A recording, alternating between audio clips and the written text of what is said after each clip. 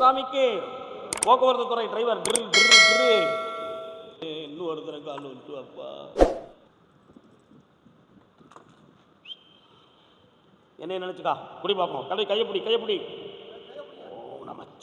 குடி குடி சிந்தாம குடுறா குடிப்பா. இன்னும் இன்னும் குடிக்கலாம். இன்னும் இதை மேலெல்லாம் தேய்ச்சி குளிச்சுக்கா. இன்னைக்கு இந்த உடலெல்லாம் காந்திர சக்தி இன்னையோட நின்றும்.